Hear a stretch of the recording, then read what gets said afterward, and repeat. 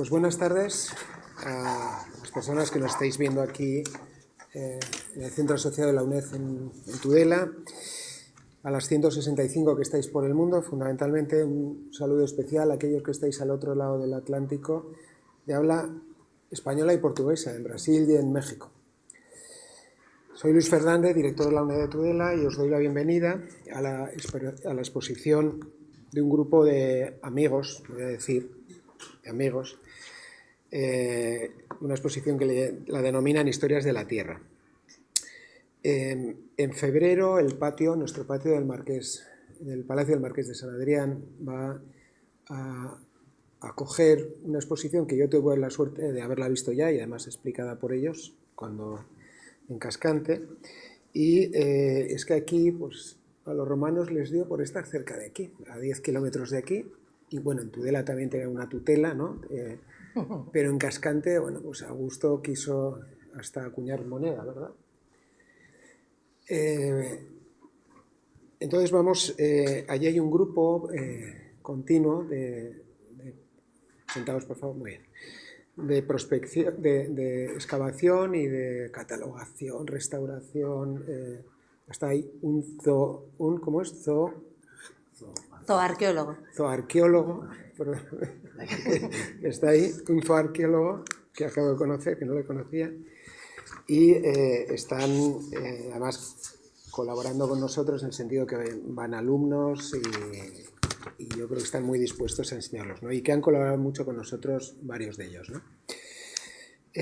Agradecer también a la Asociación Cultural Vicus, que llevamos también algunos años, más de 20, ¿no? Que yo creo que este es el 20 aniversario, este año es el 20 aniversario, y les queremos dar un fuerte abrazo. Están haciendo una labor, desde mi punto de vista, difícilmente pagable, ¿no? No solamente por el traer hacia la sociedad el conocimiento arqueológico, sino de la forma en que lo hacen, la transversalidad en la que lo hacen, la verticalidad yo creo que cada vez es más absurda, sino esa transversalidad desde los niños hasta mayores, en la llamada semana, que casi es mes, romana de Cascante. Y como digo, es el 20 aniversario. Nosotros tuvimos la suerte de que nos plantearan participar con ellos, sobre todo en lo que es la regulación académica y todos los aspectos académicos, y bueno, pues ha sido una de las cosas que yo, que llevo algún año aquí, pues también me ha encantado hacer. Como Marta sabe, y cada vez que vienen se lo digo, pero bueno. Conmigo está, además de Marta, que es consultora de patrimonio cultural, gestora cultural, arqueóloga y miembro de la Asociación Cultural Amigo de Cascante. Está alguien que también pues me ha hecho gracia, porque hacía 26 años que no nos veíamos. Es Jesús Sesma, es el arqueólogo jefe del Gobierno de Navarra y bueno, tengo que decir que también tutor efímero, pero sí, tutor de este centro asociado hace 26 años, ¿no? Muchas gracias a todos por el trabajo y bueno, esta es la introducción o la inauguración de una exposición, como decía, pero también de una conferencia que nos van a dar ese grupo de jóvenes, de jóvenes que estáis trabajando en Cascante, animaros y empujaros en la medida en la que podamos, ¿no?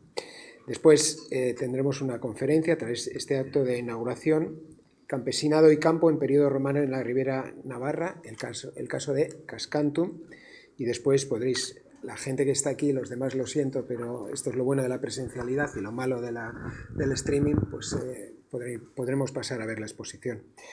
Nada más, desde aquí encantado de que sea así, me alegro, Jesús, de volver a verte. A Marta, como la veo, le voy a poner un despacho ya dentro de poco, pues nada, adelante. Cedo la palabra a Marta para seguir un poco con la inauguración. Pues muchísimas gracias, Luis. Muchísimas gracias, Jesús, por acompañarnos en esta tarde. Muchísimas gracias a todas las personas que estáis en la sala y en el mundo en general. La verdad es que han dicho 160 personas. ¡Jo! ¡Qué guay!, ¿no? Es fantástico. Bueno, hoy en la mesa tenían que estar con nosotros don Alberto Añón, alcalde de Cascante, que nos acaba de avisar que está enfermo y que no ha podido ser, y don Santiago Rueda Pascual, presidente de la Asociación Cultural Amigos de Cascante Vicus, que es el alma mater de todo este proyecto, que por una cuestión familiar pues no ha podido acompañarnos. Bueno, yo me he presentado Luis, soy Marta Gómara y bueno, soy arqueóloga principalmente y una de las personas del equipo de investigación del proyecto arqueológico de Cascante, que en septiembre del 2024 cumplimos 20 años y que estamos celebrando a lo largo de todo este curso, y una de las actividades de celebración es precisamente esta, ¿no? Poder ya no solo venir con conferencias, sino traer una exposición de la que estamos en el acto inaugural y que luego podremos ver después de la conferencia. Si estuviese Santiago Rueda, pues haría los agradecimientos más institucionales, pero bueno, como me toca a mí, pues lo voy a hacer un poco más personal. Quiero agradecer, por supuesto, a la UNED, que siempre tiene las puertas abiertas para todo lo que le proponemos, no nos dice nunca que no, de momento. Igual algún día ya nos dirán, bueno, ya, ¿no? Al Ayuntamiento de Cascante, pieza fundamental en este puzzle, que es el proyecto de arqueología de Cascante, al Gobierno de Navarra, imprescindible desde el minuto 1 de cuando este proyecto surgió en agosto del 2005, a la Fundación Fuentes Tutor, que igualmente nos lleva apoyando 20 años, fundamentales, y sobre todo quiero agradecer a todas las personas que forman parte del equipo del proyecto arqueológico de Cascante, a las arqueólogas, a las restauradoras, al alumnado, al voluntariado, a la compañía de teatro. Como dice la dedicatoria del libro de Alicia Balmaña, que presentó el año pasado en Cascante, al pueblo de Cascante y, por supuesto, también a nuestras familias que nos acompañan y nos animan a seguir con el proyecto y a seguir trabajando. Como muy bien ha dicho Luis, esta exposición que veremos luego la planteamos el año pasado, estuvo montada en la Semana Romana, en la 19ª Semana Romana de Cascante. Y hemos traído aquí con algunas variaciones. Y cuando nos pusimos a pensar qué es lo que queríamos hacer, cómo iba a ser esa museografía, cuál era el discurso que íbamos qué es lo que queríamos contar básicamente a través de los materiales arqueológicos, nos acordamos de un poema de Bertolt Brecht, que es Preguntas de un obrero que lee. Y quiero leerles unos pequeños versos. ¿Quién construyó Tebas, la de las 7 puertas? En los libros aparecen los nombres de los reyes. ¿Arrastraron los reyes los bloques de piedra? ¿Y Babilonia, destruida tantas veces, quién la volvió siempre a construir? ¿En qué casas de la dorada Lima vivían los constructores? ¿A dónde fueron los albañiles la noche en que fue terminada la muralla china? La gran Roma está llena de arcos del triunfo. ¿Quién los erigió? Esto es lo que nos ha llevado, y es un poco el motor, esto muy poético y muy bonito, a buscar a esas personas, a la gente que mantuvo estas sociedades, que construyó y sobre todo que trabajó la tierra. En la exposición luego hablaremos más concretamente de esto. Nosotras en el proyecto de arqueología de Cascante buscamos a esas personas que son las que mantienen a las sociedades. Muchas veces nos dicen, ¿y por qué? Claro, en nuestra exposición no hay esculturas de mármol, no hay grandes epígrafes, porque las epígrafes y las esculturas están en los sitios de los ricos y nosotras llevamos mucho tiempo buscando al campesinado, a esas personas que trabajaron y que construyeron ese Cascantum y esas sociedades antiguas. Bueno, luego veremos más en la conferencia, pero quería contar esto porque creo que es importante cuando pasemos a ver la exposición, pensar que lo que vamos a ver es los objetos que utilizó la gente como nosotras. Así que nada, le paso la palabra a Jesús. Buenas tardes, señoras y señores.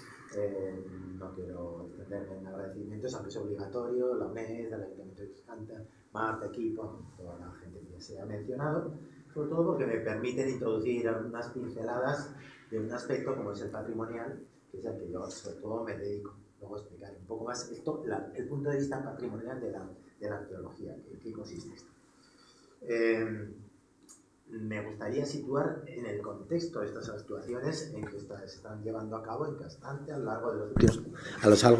largo de los últimos 20 años, porque nada surge de la nada, y menos en arqueología, donde hay muchos años de trabajo y sobre todo perseverancia, porque es fácil desfallecer con todos los problemas de financiación, en fin, miles de obstáculos, entre comillas, que se ponen al trabajo arqueológico. Pero también quiero señalar cómo desde los años 2005 y 2006 los trabajos, los estudios sobre el patrimonio rural romano en la Ribera han experimentado un gran auge. Hubo unos años de impasse en el que, sobre todo con la jubilación de María Ángeles Mezquíriz, sus últimos años de ejercicio, que excavó en Villafranca, en Falces y en otras villas romanas, pero bueno, pues podríamos decir casi 10 años en que no se investigó, muy poco. Y a partir de 2005 esto vuelve a resurgir. Cascante, cito otros sitios también, Ablitas, por orden alfabético, Buñuel, Corella, Peralta, Ribaforada, se está revitalizando este patrimonio rural romano. Y desde unas perspectivas que no son las mismas que se daban con anterioridad, en las que hay una importante implicación de las autoridades municipales y la participación ciudadana, especialmente a través de sus asociaciones, que son los que permiten también que todo esto se sustenten, porque los arqueólogos no estamos solos en el campo, si no, no podríamos hacer nada prácticamente. Esta exposición va a abrir una pequeña ventana, como una cata arqueológica en el suelo, a ese riquísimo patrimonio arqueológico de Cascante, especialmente de época romana.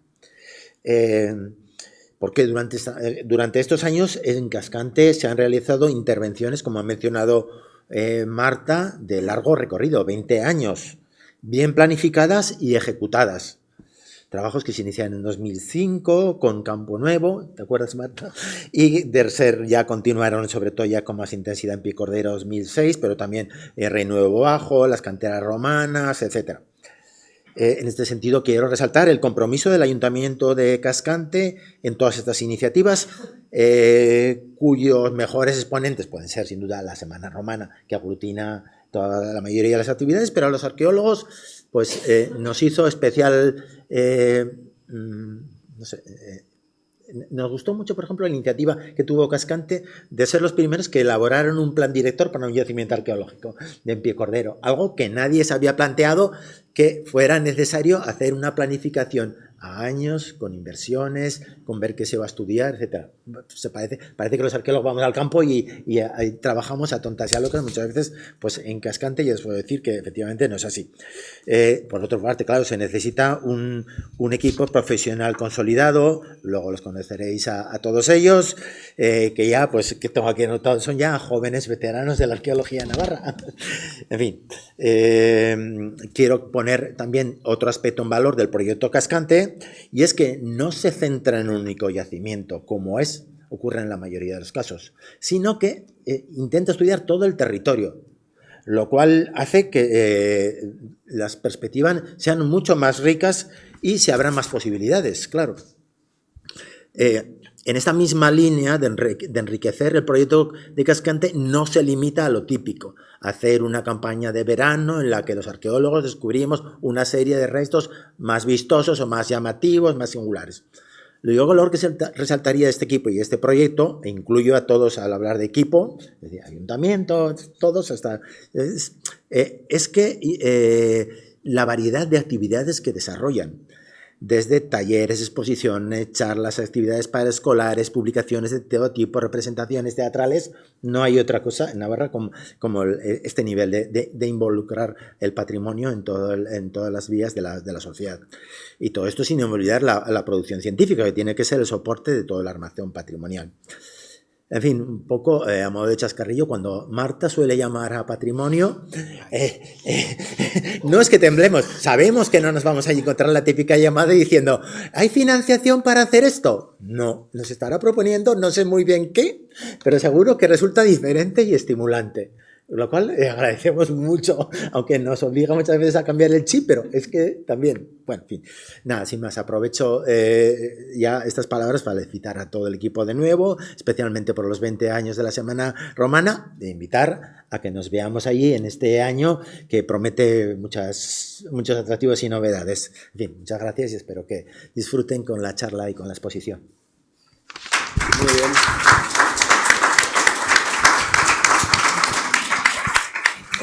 Bueno, pues si os parece, subís aquí ahora vosotros, hacemos un cambio y gracias.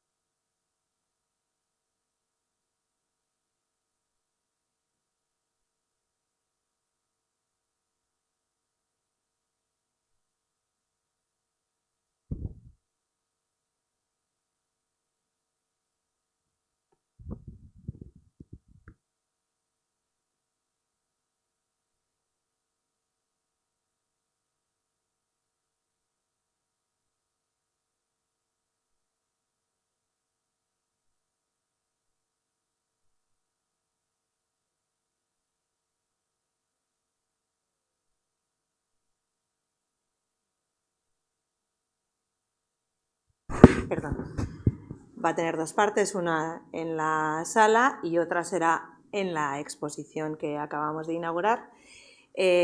Por eso ahora mismo, según el programa, dirán falta gente. Bueno, pues Miriam Pérez y Ángel Santos harán toda la parte de la exposición.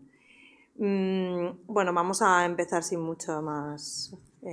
Además es que como Jesús casi ha dado la parte de la conferencia que me tocaba, pues voy a ser breve. Bueno, como muy bien ha dicho Jesús Esma en este acto de inauguración, lo que presentamos hoy aquí es una parte pequeña, de toda la investigación que estamos desarrollando en el proyecto de arqueología de Cascante desde hace ya 20 años, felices 20 años además. Cuando comenzamos este proyecto era la Asociación Cultural Amigos de Cascante Vicus, que es la promotora del proyecto, se acababa de fundar y una de las cuestiones que se planteó fue ¿qué sabemos de Cascantum? Ese Cascantum que está en el escudo, el Cascantum que sabemos de las monedas, pero no sabíamos apenas nada más. Entonces, desde la asociación nos planteamos el reto de conocer un poco más ese Cascantum, que no Cascante, como vamos a ver luego. Ese Cascantum romano del que yo, como cascantina, había oído hablar casi desde que nací. Entonces nos planteamos también cuáles podían ser los retos a los que nos enfrentábamos, que eran muchísimos, porque no teníamos que tener permisos de excavación, financiación, y empezamos a trabajar despacito, y yo creo que ha sido precisamente que hoy estemos aquí 20 años después, que hemos ido despacito y creo que con buena letra. Cada vez, el primer año, desde luego, contamos con el apoyo del Ayuntamiento de Cascante y del Gobierno de Navarra, no es imposible, y poco a poco se han ido sumando cada vez más entidades. Y si se fijan en la pantalla, además de la UNED, fundamental en este proyecto, del Ayuntamiento, del Gobierno de Navarra, de la Fundación Fuentes de Utoria, de la que ya hemos hablado, vemos los logos de la Fundación Palarc, de la Universidad del País Vasco, de Muérdago, que es una asociación de ciencias de la naturaleza, porque precisamente hay una de las líneas de investigación que se ha abierto pues apenas hace 2 años. No solo es la de arqueozoología, que tenemos aquí a Javier Muruzábal, arqueozoólogo del equipo, sino también la de la arqueobotánica, que luego veremos en la charla el trabajo que estamos haciendo y que nos está aportando datos más que interesantes. Y bueno, Acción sí, que es una empresa de gestión de patrimonio cultural de Cascante, que es, bueno, soy miembro de esa empresa y que colaboramos desde nuestro origen con la asociación cultural, porque como muy bien ha dicho Jesús, la profesionalización es imprescindible. Estos proyectos, aunque la comunidad esté implicada y es fundamental, por eso también estamos celebrando, y en el lema de este año es 20 años de arqueología comunitaria, porque la arqueología comunitaria es involucrar a la gente de la comunidad precisamente en la investigación, ¿de acuerdo? Entonces, bueno, no me quiero extender mucho más porque si no podría estar hablando aquí 25 horas, pero no es el caso. Cuando empezamos el proyecto, queríamos hacer justo en el año 2005, apareció la publicación del Bronce de Agón, un bronce, una ley, en la que se nos planteaba una cuestión fundamental, y era cuál era el territorio de Cascantum. Lo tienen ahí dibujado, ¿ven esas líneas? No es el territorio de Cascante, es el de Cascantum. Si se fijan, llega hasta el otro lado del Ebro. A partir de ahí comenzamos un estudio de ver cómo había evolucionado ese territorio para intentar ver cómo vivía la gente en ese territorio desde el siglo II antes de nuestra era hasta el momento de mayor romanización de la península ibérica. Si se fijan, bueno, el punto de partida fue las prospecciones que había hecho el Gobierno de Navarra en años previos, en los que se habían situado todos los yacimientos de este territorio, en la parte navarra. Si se fijan, todavía no aparece Cascantum, sino Caiscata, porque estamos hablando del nombre que aparece en las monedas del siglo II antes de nuestra era en este territorio. Si se fijan, esos puntitos amarillos son yacimientos de esa época. A ver, es importante tener un poco la visión. ¿Me pasas, Oscar, por favor? ¿Me pasas ya? Es que a mí me va más lento, vale. Si se fijan, en el siglo I, que ya Roma está totalmente asentada en el territorio y que hay una romanización muy clara de todo el territorio, ya las estructuras de poder son absolutamente, o sea, están establecidas. Si se fijan, esas líneas rojas son las líneas de comunicación, las calzadas, las famosas calzadas romanas. Y ya vemos dónde se sitúa Cascantum. Cascantum y Caiscata estaban donde se encuentra el actual Cascante, pero vemos cómo esas líneas de comunicación que son imprescindibles para el desarrollo de estos territorios, que es lo que desde el proyecto de arqueología se está estudiando. Como muy bien ha hecho antes Jesús, nuestro proyecto es un proyecto global. Queremos saber cómo se articulaba ese territorio. Si se fijan, esos puntitos azules son los yacimientos de ese periodo. Probablemente haya más, pero con lo que tenemos hasta el momento, esos son los que conocemos. Se han movido un poco, han desaparecido algunos, han aparecido otros, pero aparte de las calzadas, no varía mucho de ese primer momento, de ese primer siglo II. Y ahora sí que van a ver que hay un cambio sustancial. Todos esos puntitos rojos que ven son yacimientos romanos ya del siglo I al siglo III, pero ya de nuestra era, de época que los arqueólogos, las arqueólogas denominamos Alto Imperio, ¿vale?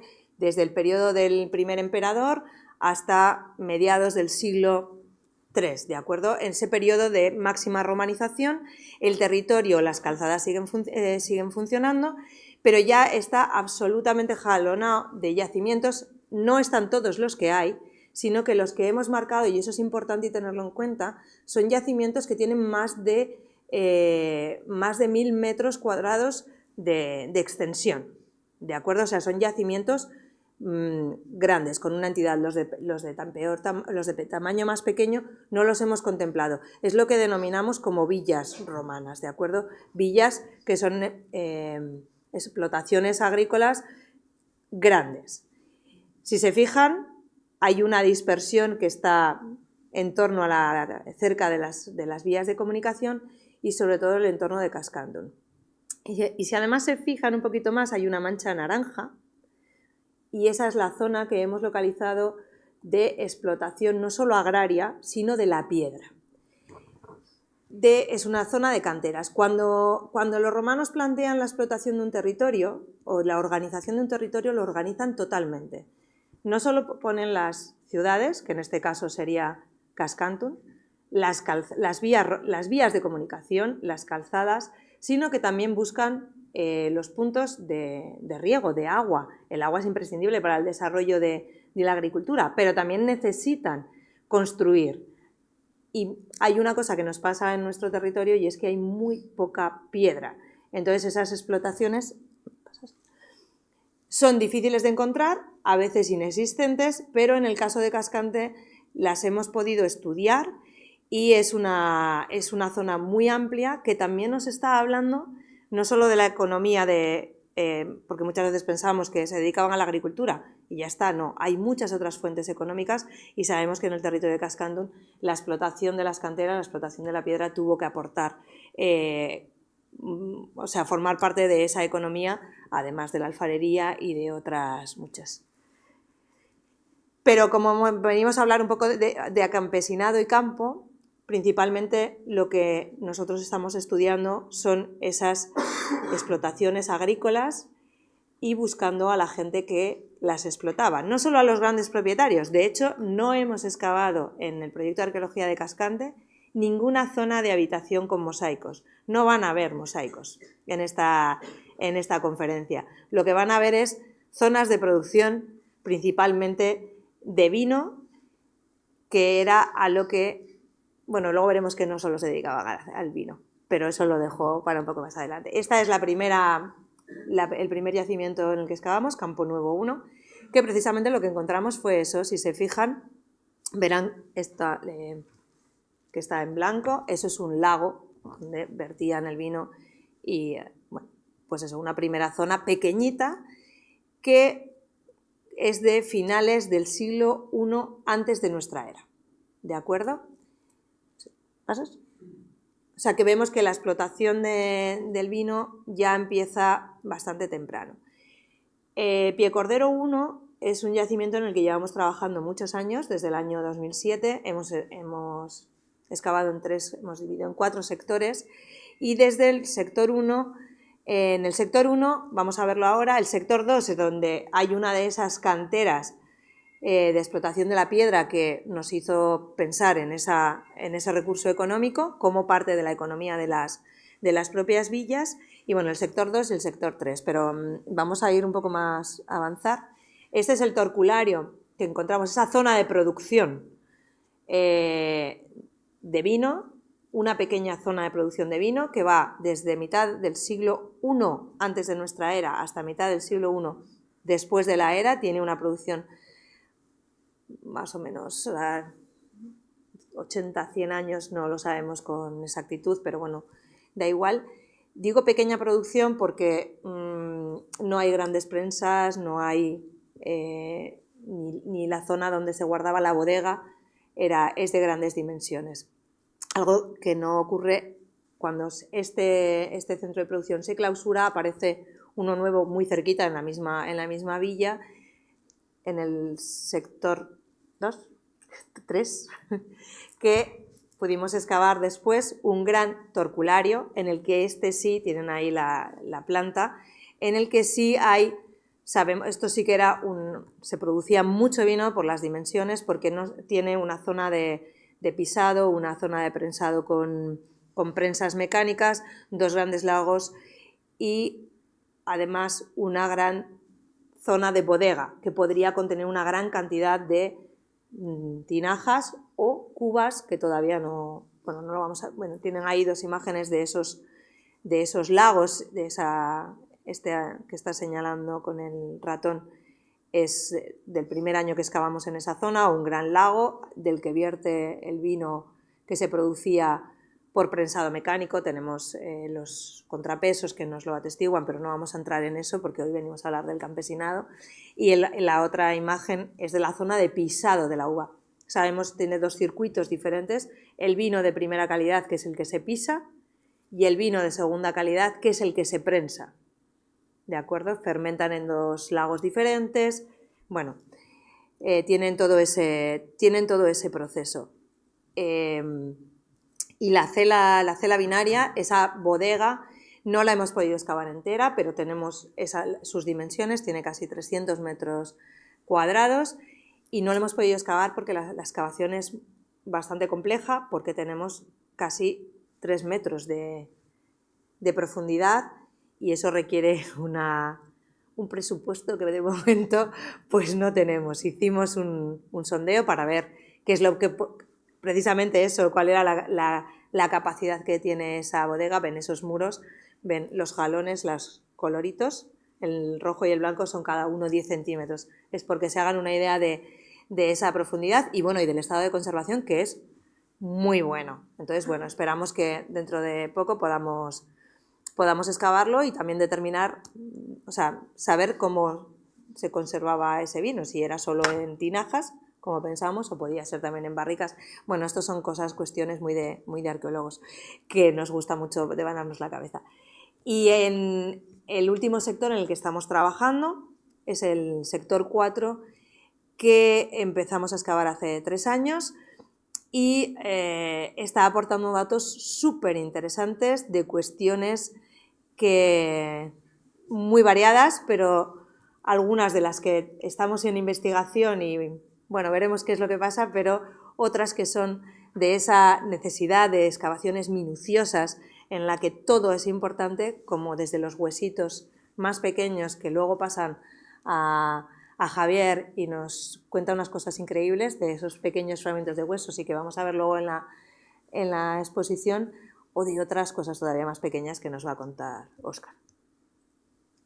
Pues muy buenas tardes y gracias a todas las personas que os habéis acercado hoy a la UNED, y también, por supuesto, todos los que estáis conectados al otro lado de la pantalla. Óscar. Al otro lado de la pantalla. Como bien decía Marta, el proyecto de arqueología de Cascante es un proyecto que está focalizado en el mundo rural, pero en un mundo rural en el que tengamos claro que las personas que vivían en ese mundo rural son las que lo trabajaban, las que lo explotaban, las que lo vivían. Entonces, cuando nosotros nos acercamos a estos asentamientos donde vivían estas personas, pues claro, lo que no nos encontramos es lo que dice Marta, grandes mosaicos, grandes esculturas, grandes zonas monumentales.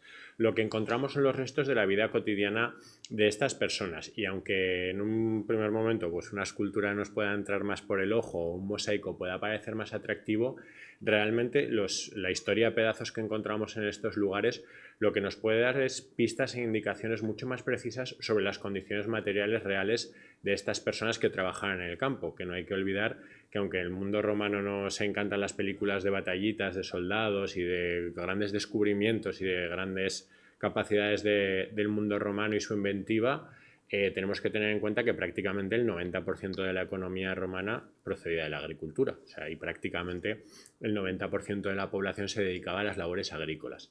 Así que es ahí donde decidimos desde el proyecto de arqueología de Cascante centrarnos. Y aunque no encontremos esas grandes esculturas o esos grandes mosaicos, porque no vamos detrás de ellos, sí que encontramos fragmentos de historia que nos permiten contar historias como las que van a ver en la exposición.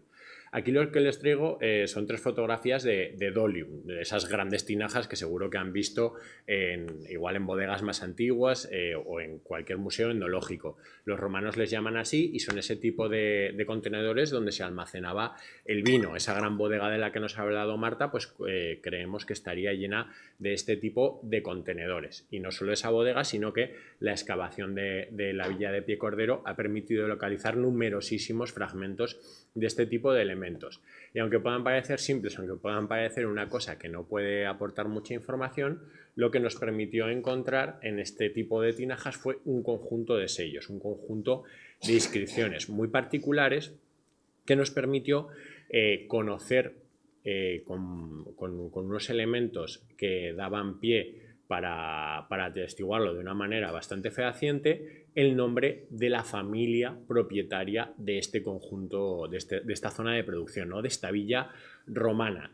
Normalmente cuando los arqueólogos y las arqueólogas tradicionalmente han encontrado sellos, estampas en la cerámica, pues se han asociado a marcas de producción, ¿no? Como cuando con nosotros compramos un plato y debajo del plato pues pone dónde ha sido elaborado. ¿Qué ocurre? Que en Piecordero hemos encontrado este tipo de inscripciones tanto en sellos, tanto en cerámicas que antes de cocerse se han inscrito, como en este caso que tenemos aquí la inscripción, tanto en cerámicas que se escribieron una vez ya cocidas y una vez ya depositadas. Y esto nos ha permitido leer a través de varios fragmentos y varios sellos, que cuando los encontramos al principio, pues el primero nos causó mucha ilusión, pero cuando ya van saliendo muchos repetidos, pues ya no hace tanta gracia, pues nos permitió reconstruir el nombre de este propietario o de esta propietaria, que en la inscripción en latín tenemos un L. grati. ¿Por qué decimos propietario o propietaria? Porque si ustedes conocen el mundo romano, pues los ciudadanos, y cuando hablo de ciudadanos hablo de hombres romanos, tenían 3 nombres, un trianómina. Entonces, si estos sellos hiciesen referencia a un ciudadano de pleno derecho romano, tendríamos que encontrar 3 nombres. En ninguno de los sellos que hemos encontrado, ni en ninguna de las inscripciones relacionadas con él que hemos encontrado, tiene estos 3 nombres. Entonces, se abren varias posibilidades. Uno, que no sea evidentemente un ciudadano de derecho romano, y el otro sería que nos encontrásemos no ante un hombre, sino ante una mujer.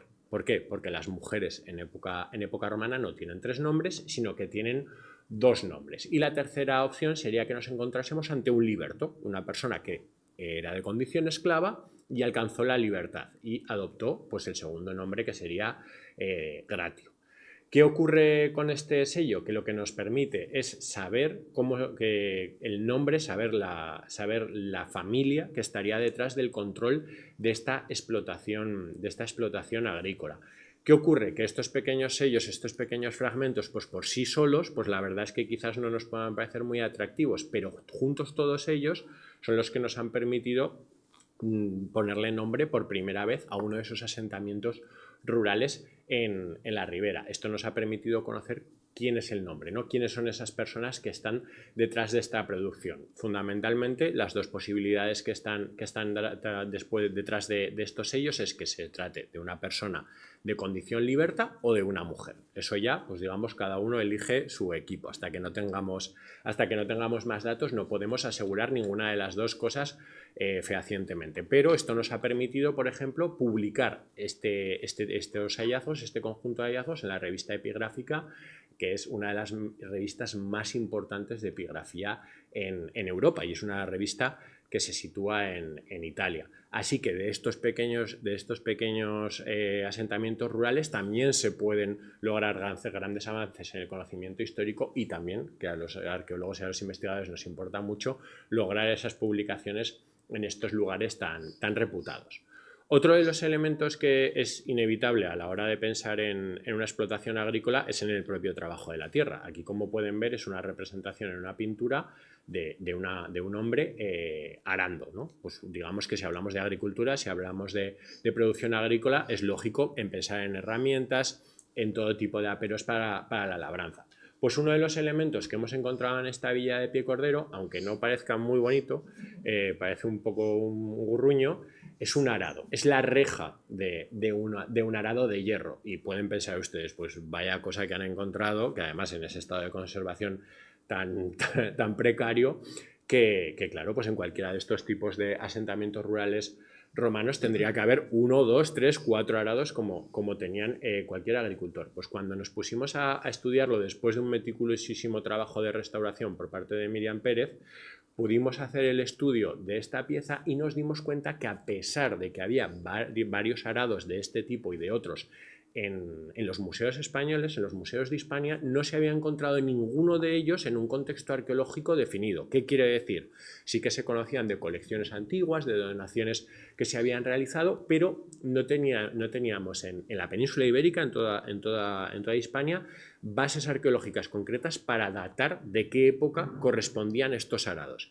Y con este estudio que hicimos en la villa de Piecordero hemos podido determinar que este tipo de arados, que son los de reja, que son los que serían, digamos, del tipo B, son los más antiguos, son los que corresponderían a los primeros momentos de la romanización, a época altoimperial, y que conforme va avanzando el periodo romano, pues empiezan a aparecer otro tipo de arados que se conocen como de aletas. Esto, aunque parezca nuevamente que puede ser un hallazgo muy pequeño, algo muy insignificante, realmente cuando lo publicamos, que fue el año pasado en la revista Velella, que es la Universidad del País Vasco, pues supuso ese primer arado hallado en contexto arqueológico, en una excavación reglada, con su contexto que lo definiese y lo enmarcase cronológicamente, y ha supuesto pues el primer arado que se ha publicado en nuestro país, y que pues desde ese momento pues se ha convertido en un elemento referencial en cualquier estudio de agricultura romana en ese momento. Y hemos ido de cosas que son más grandes. Primero hemos hablado de dolias, que prácticamente yo quepo en ellas. Lo segundo, de un arado, que ya va siendo más pequeñito, cabe en una caja de zapatos. Y ahora vamos a hablar de cosas todavía mucho más pequeñas. Y es elementos que estamos estudiando ahora mismo en la villa de Piecordero. Gracias a un proyecto de colaboración entre la Asociación Muérdago y la Asociación Vicus, desde hace dos años, las últimas 2 campañas, hemos desarrollado un proyecto de bioarqueología para recuperar todos los elementos que nos puedan ayudar a reconstruir el paisaje y cómo vivían estas personas en Piecordero. ¿Y cómo lo estamos haciendo? Pues a través del estudio de todos los elementos arqueobotánicos que podamos recoger en las excavaciones. ¿Cómo empezamos estos estudios? A través de la recogida de polen. Aquí tenemos a Josu Arambarri, que es profesor de la Universidad del País Vasco, que no ha podido acompañarnos hoy, y lo tenemos recogiendo esas muestras de polen. Al final lo que consiste es en retirar pues, unas pequeñas cantidades de sedimento de la tierra y mandarlo a analizar. Y nos salen cosas tan bonitas como estos. Estos son imágenes de microscopía electrónica. Habíamos dicho, en la dolia que pollo, el arado cabe en una caja de zapatos y esto ya está a micras, ¿vale? No lo podríamos ver con el ojo humano. Pero lo que estamos viendo aquí no dejan de ser esos pólenes fosilizados que se depositaron hace prácticamente 2000 años en la villa de Piecordero. Y esto nos ha permitido ir reconstruyendo poco a poco ese hábitat, porque muchas veces nosotros lo que llegamos a pensar es que prácticamente hace 2000 años vivían igual que ahora, pero el paisaje, ahora les mostraré que ha cambiado un poquito. Además de esa primera fase del proyecto, recuperando elementos de polen, el año pasado ya comenzamos con la recuperación de todos los elementos bioarqueológicos. ¿Qué quiere decir esto? Con todos los pequeños carboncitos, con todas las pequeñas semillas, con todos esos pedacitos de historia prácticamente microscópicos que lo que nos han permitido es conocer qué había alrededor de esa villa romana de Piecordero, pues aproximadamente en el siglo II-III después de Cristo. ¿Qué elementos nos hemos encontrado? Pues uno que probablemente haya gente aquí que le cause mucho rechazo, que sería el pino, ¿no? Este pino alepensis, el pino carrasco, que todos hablamos, ¡buah! Pues se lo repoblaron hace 70 años, aquí nunca había habido pinos, y nos pusieron estos pinos que se incendian y no hacen más que daño. Pues hace 2000 años tenemos pinos y hemos hecho otras investigaciones en otros yacimientos en Abritas y hace 2400 años también teníamos pinos. Otro de los elementos que teníamos junto a Piecordero son rebollos, son robles, que igual también nos hace pensar un poco que estaríamos ante un clima quizás un poquito diferente al que tenemos ahora. Ahora hay muy poco, yo no conozco muchos rebollos que tengamos alrededor de Piecordero. También, por supuesto, tenemos olmos, tenemos chopos, nos hablan de ese ambiente de ribera, ¿no? Un ambiente de huerta de regadío. Pero también tenemos, por supuesto, otros elementos que nos hablan pues, de la recolección, pero también nos hablan del cultivo, ¿no? Tenemos olivos, tenemos una gran concentración de polen de olivo, que nos hablaba Marta de esa producción de vino, que por supuesto está atestiguada también en ese polen, pero de repente cuando hicimos la recogida de muestras, tanto de elementos de carbones como de polen, salieron unos registros de polen de olivo enormes que nos llamaron poderosísimamente la atención. Ahora no tenemos otro objetivo más que localizar esas zonas de producción de aceite, ¿no? Que no están localizadas en el valle. También tenemos nogales, evidentemente, pues eso, para la recolección del fruto y el uso de la madera. Por supuesto, también tenemos polen proveniente de cereales, ¿no? De toda la familia de cereales. Y también tenemos polen procedente de frutales. Así que tenemos una huerta rica, variada y quizás un poquito más húmeda de la que pensamos nosotros ahora. Y otro de los elementos que hemos encontrado en esos análisis es la presencia muy grande de restos de esporas asociadas a animales domésticos, que de esos nos hablará Javier ahora. Pero una de las sorpresas más grandes que quizás nos hemos llevado es que esos pequeños granos de polen, esos pequeños trocitos de madera, lo que nos han hablado es de una presencia muy notable de castaños no de indias, de estos de parque de decorar, ¿vale? De castañas dulces, de alimentación. Entonces nos hablan también de un aprovechamiento de una especie que la verdad es que teníamos absolutamente fuera de radar. Por eso es tan importante hacer este tipo de estudios de paisaje para acercarnos a un conocimiento real, porque si nos limitamos un poco a repetir una y otra vez lo que dicen las fuentes antiguas, pues al final tampoco avanzamos en el conocimiento. Y los castaños, pues digamos que los que sois de aquí de la zona, pues si luego sois capaces de decirme dónde tenemos algún pequeño bosque de castaños dulces, pues la verdad es que sería curioso.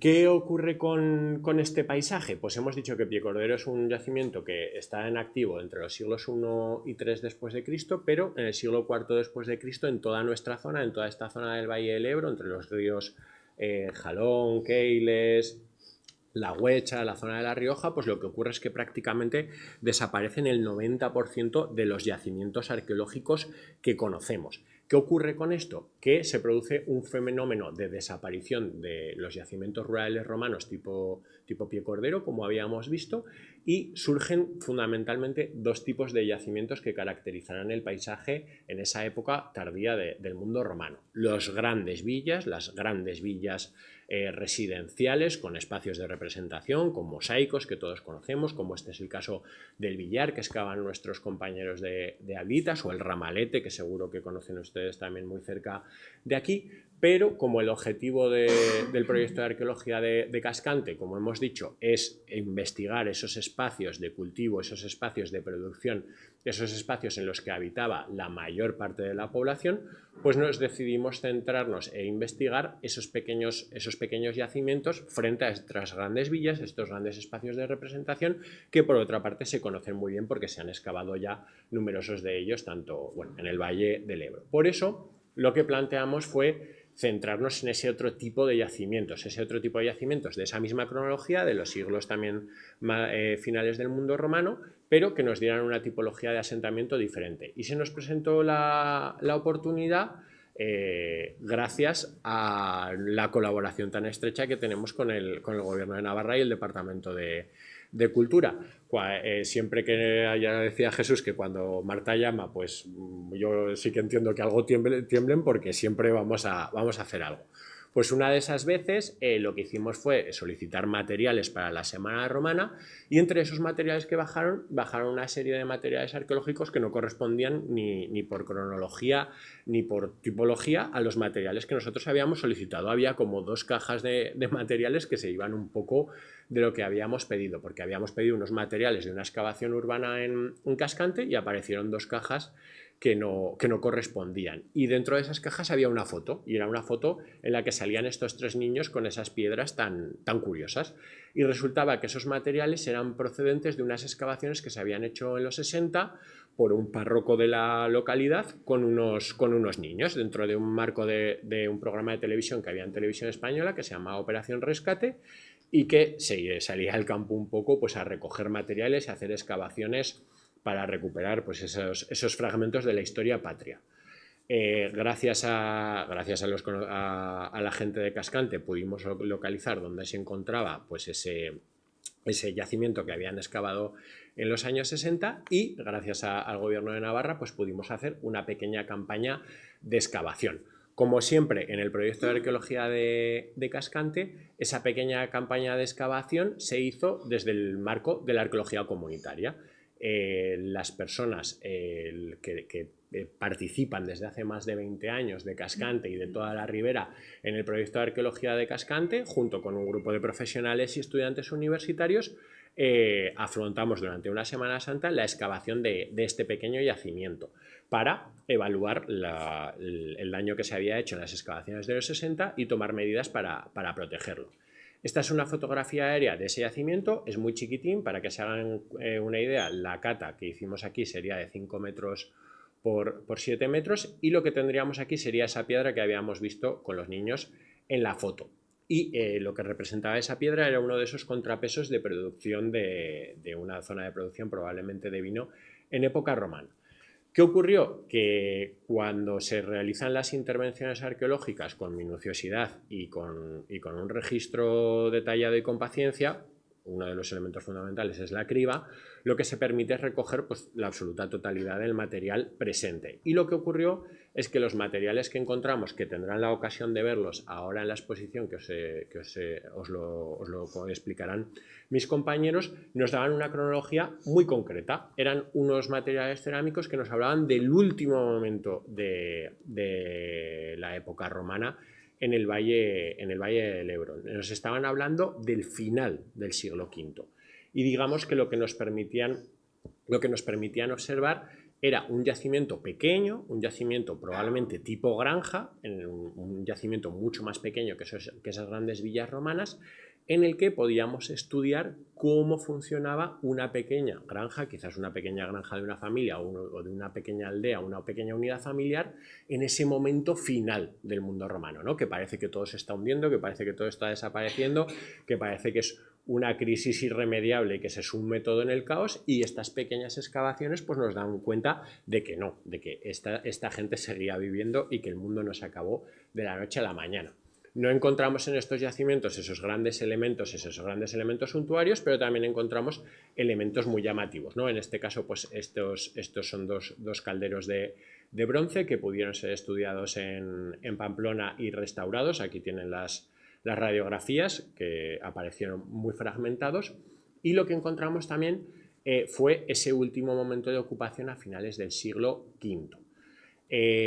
Aquí lo que tienen es una hoguera, que sería un hogar, que sería uno de los lugares donde aparecieron más restos cerámicos y también restos óseos, que pasará a explicárselos mi compañero Javier. Bueno, buenas tardes. Agradecer a UNED Tudela, al Ayuntamiento de Cascante, a Marta, a Óscar y a todos los que formáis parte del equipo de Acción SL, el apostar por la zoarqueología en mundo romano y sobre todo en mundo tardoantiguo, porque lo que conocemos es más bien poco. Y también pues, agradecer a las personas que estáis asistiendo tanto aquí presencialmente como a través de los medios online a esta conferencia. Bien, como decía Óscar, de alguna manera la zoarqueología comienza en el campo. Gracias a ese proceso de recogida que habéis visto con cribas, pudimos recuperar una pequeñísima colección o 3 pequeñísimas colecciones de fauna que si no se podían haber recuperado porque están altamente fragmentadas, lo cual ha dificultado bastante el estudio, pero nos ha dado datos bastante interesantes.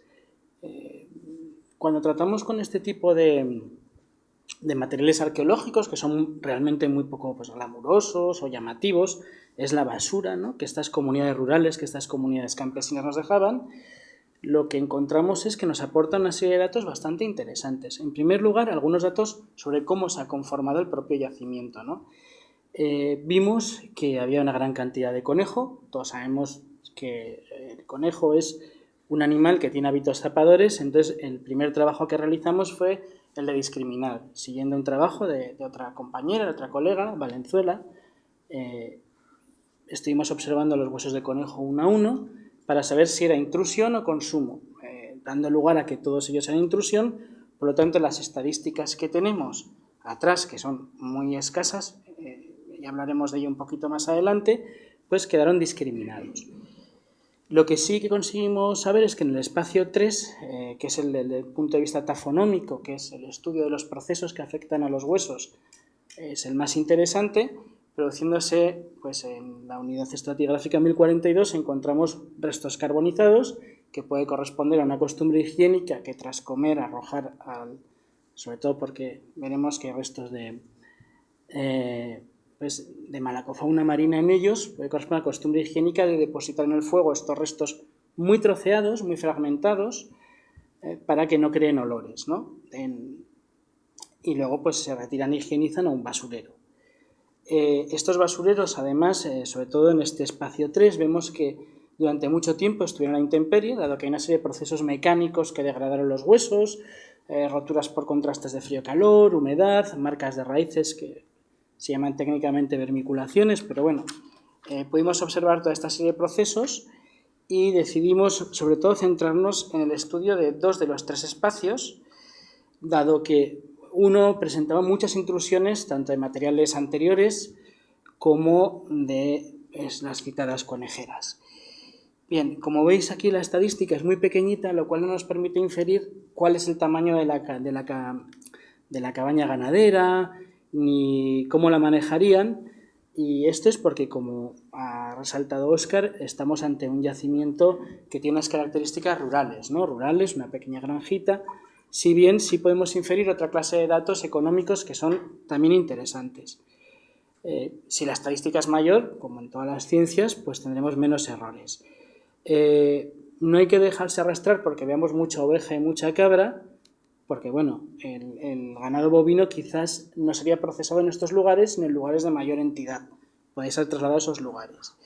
Estamos en unas fechas muy interesantes en las que existen muchos clichés historiográficos y a pesar de ser una pequeña muestra, ¿no?, de fauna, vemos, por ejemplo, que tienen depurados sistemas que luego veremos más adelante. Espera un momento. Y vemos también que practican caza mayor. Vemos que tenemos tanto restos en estas pequeñas tablas, tanto de cérvido, en el 3 y en el 2, si no me equivoco, de jabalí. ¿Puedes pasar la siguiente imagen? Ahí. Estamos en un mundo en el que se nos dice que el Imperio Romano está en descomposición, que está, bueno, en retroceso, y sin embargo nos encontramos lo que puede ser, bueno, lo que es una vieira. Exactamente la especie no la hemos podido dilucidar porque está muy degradada por ese proceso que hemos dicho, exposición al fuego, de carbonización. Seguramente sea, no estamos seguros, de la especie Pecten maximus, que muy probablemente provenga del Océano Cantábrico. Estamos hablando de unas fechas tardías en que a un pequeño asentamiento rural puede llegar esta especie, que a partir de ciertos días de extracción no puede ser consumida, lo cual nos lleva a inferir que las relaciones comerciales podían seguir teniendo, bueno, pues cierta presencia y cierta velocidad, es decir, que los nexos comerciales siguen vivos y que incluso pues llegan a los lugares de redistribución.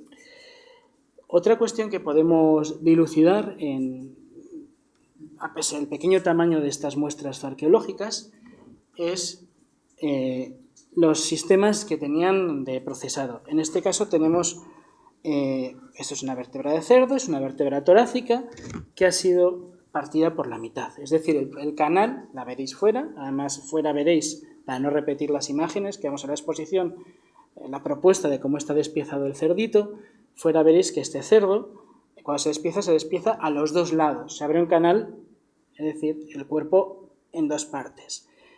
Este tipo de carnicería nos habla de que, bueno, hay una gran especialización en ese momento. En un momento que, insistimos, siempre se habla de antigüedad, de degradación de las estructuras, pero vemos que quien despieza a los animales probablemente sea alguien especializado en hacerlo.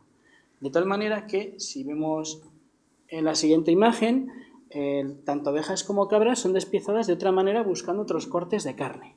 Es decir, se despieza no seccionando la vértebra, sino los lados de ella, para extraer varios paquetes cárnicos en el esqueleto axial, pero también en el esqueleto apendicular. Vemos que, por ejemplo, en ese húmero que veremos fuera, hay una serie de marcas de corte que también nos habla de la extracción de ciertos paquetes musculares para su fileteado. Es decir, podemos también aproximarnos a la cultura culinaria de estas personas. Y también podemos inferir, por esa fragmentación tan acusada, que quizás también pues, tenían costumbres de extracción de médula, pues para alimentos que tengan que ver, como aparecen en esas ollas, con la cocción, etcétera, de alimentos, y no solo pues freír o asar de alguna manera. También, bueno, nos podemos inferir datos sobre algo que está muy de moda, que es el trato a los animales, ¿no? Ciertamente es algo que en estos días se habla mucho, y hemos encontrado una pequeña lesión en un cerdo juvenil, es un segundo metacarpo izquierdo de un cerdito. Vemos su parte proximal que está sin epifisar y lo que vemos en la parte medial es un callo óseo fruto de una fractura que este cerdito tuvo al apoyar el pie.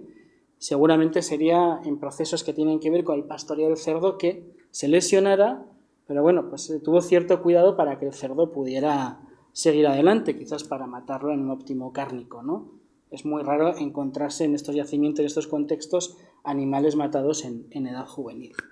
En definitiva, nos encontramos con una colección de fauna muy pequeñita que no nos permite inferir datos estadísticos de gran espectro, pero la obtención de datos métricos que hemos tenido y el estudio de otros yacimientos en la zona nos permitirá la comparativa, sobre todo entre los grandes centros productores, los pequeños, y sí nos permite ver cómo se trataba el canal de estas piezas de carne y también el trato que pudieran haber tenido. Y también nos permite abrir una perspectiva un tanto diferente a esa tardoantigüedad, a ese último imperio romano, donde vemos que siguen vivos esos nexos comerciales costa-interior y donde vemos también que hay gente que todavía mantiene trabajos especializados en el mundo campesino y pastoril, al cual es prácticamente imposible acercarse desde las fuentes escritas o desde los grandes mármoles. Hay que acercarse desde esa Roma de adobe y barro.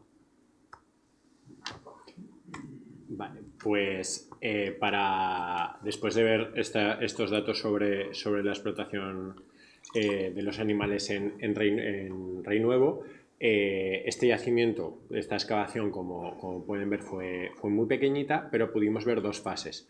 La fase que les había indicado de ese momento final del Imperio Romano, de ese momento del final del siglo V, pero sobre ese yacimiento, esta zona cuadrada que ven aquí, este espacio cuadrado que ven aquí, con este muro y este de aquí, lo que encontramos fue un yacimiento posterior. ¿Qué quiere decir esto? Que sobre esa granja de finales del mundo romano, de finales de la antigüedad romana, de la antigüedad latina, se construyó un nuevo espacio constructivo. Probablemente nos encontraríamos ante una pequeña granja, un pequeño asentamiento campesino, digamos, de similares características al anterior. Pero ¿qué ocurre?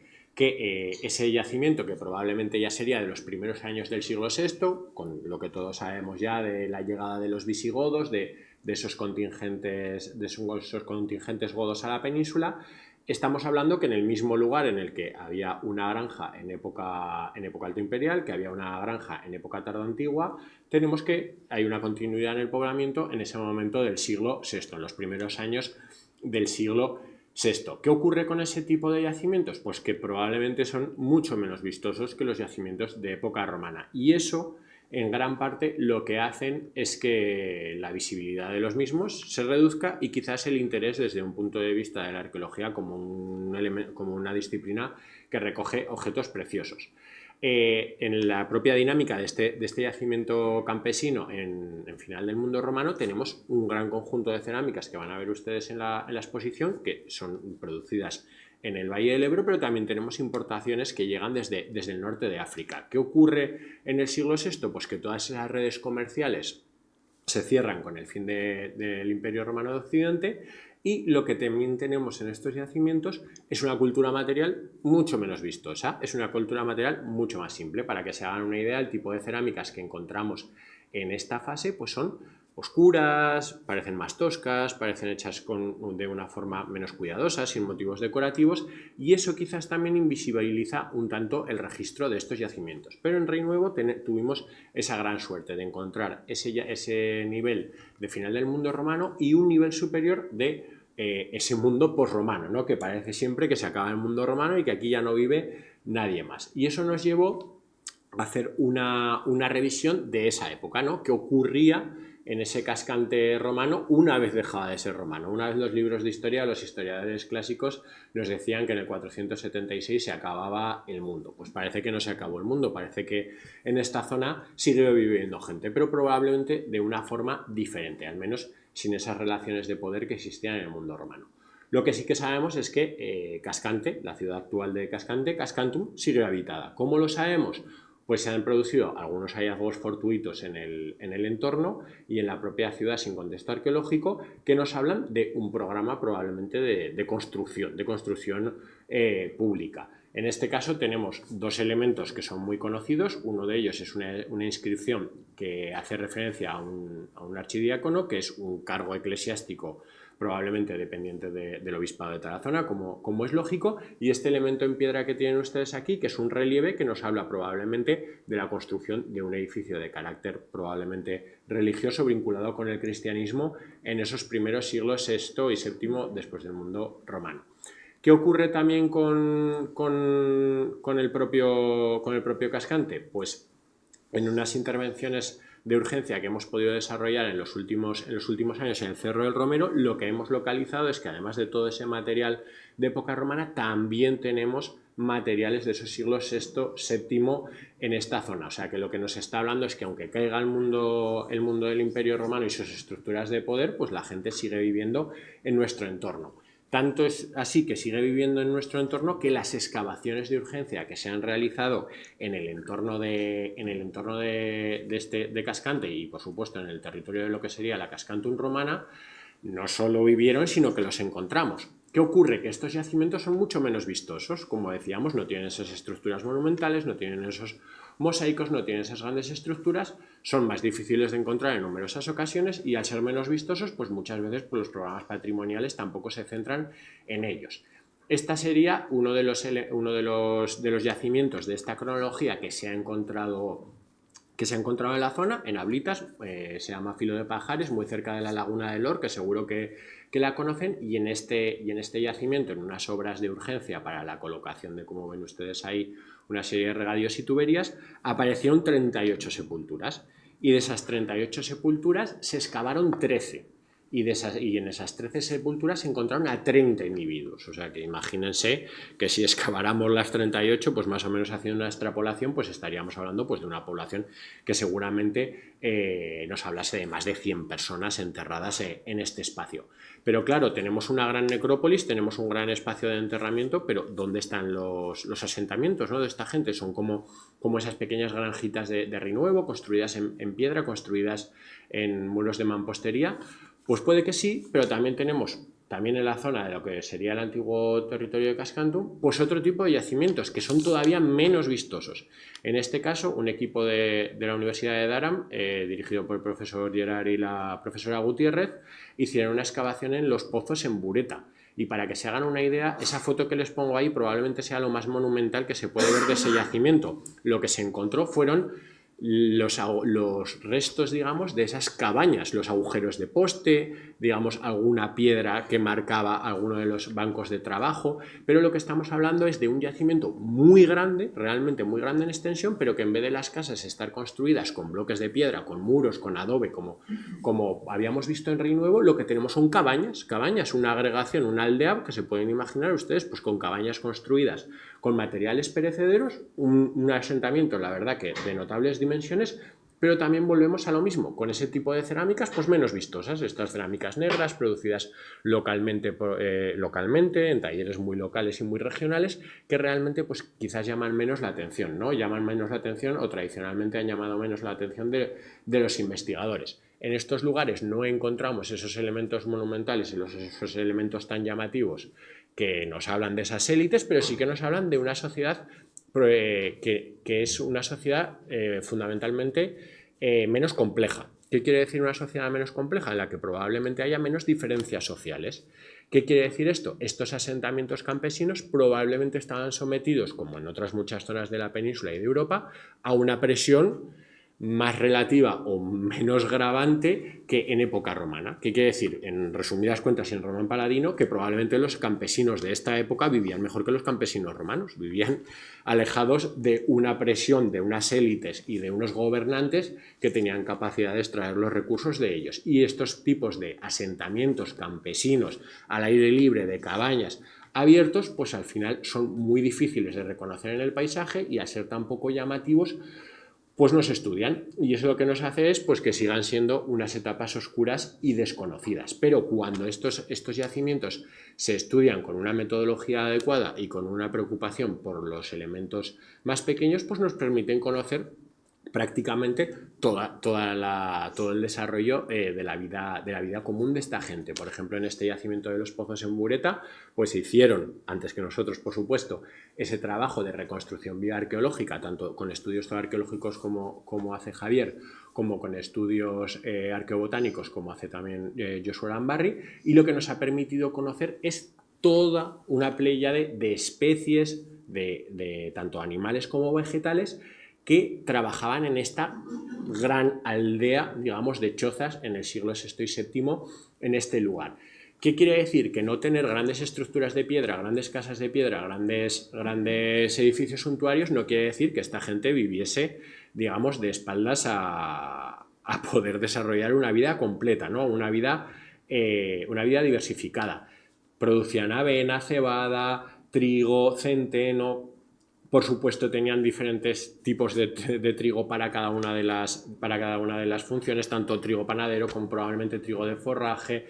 Tenían panizo, cultivaban leguminosas, tenían, por supuesto, vides, tenían higos, tenían moras, tenían uvas, tanto uvas de consumo como uvas para hacer vino, melocotones, cerezas. Tenían una cabaña ganadera compuesta por caballos, por perros, por ovejas, tenían vacuno, o sea, tenían una composición compleja en lo que su actividad económica era una actividad económica diversificada y tan o más rica que en una granja de época romana alto imperial o tardía, pero lo que no tienen es esos elementos suntuarios que pues llaman la atención muchas veces de los investigadores. Pero eso no quiere decir que si no se presta atención, que si no se hacen programas de investigación centrados en estos espacios y sobre todo en estas épocas, no se permita conocer un conocimiento mucho más cercano y mucho más real de estos campesinos, de esta masa campesina que era la que formaba realmente el mundo antiguo, que a través de la lectura de las fuentes que nos transmiten, pues no deja de ser una visión sesgada de un momento muy concreto, de una parte muy concreta de la sociedad, que son los grandes terratenientes, los grandes tenedores de tierra, ¿no? los grandes hacendados.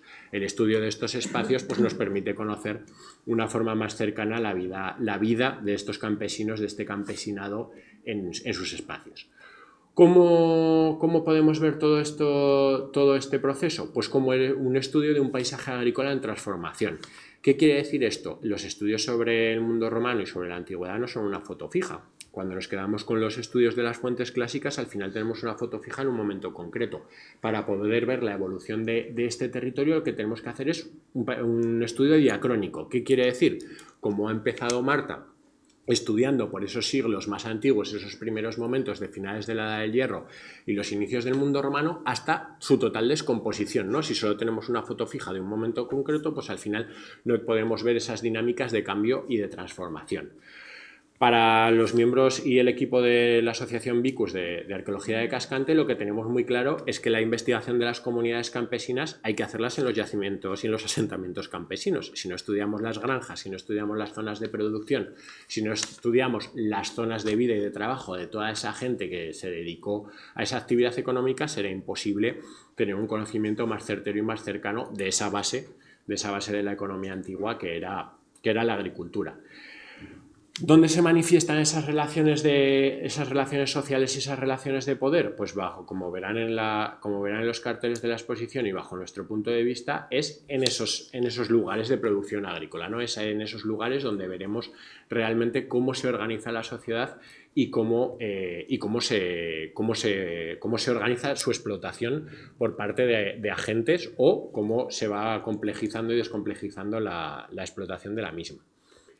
Y que a través del estudio de la estructura de producción y sobre todo el estudio de esos asentamientos rurales y de la tenencia de la tierra es la forma de acercarnos realmente a las personas que hay detrás de esas cerámicas, de esos objetos, de esas semillas, de esos elementos de polen, que nos puede dar una imagen muy concreta de cómo se vivía en la Ribera Navarra en este periodo.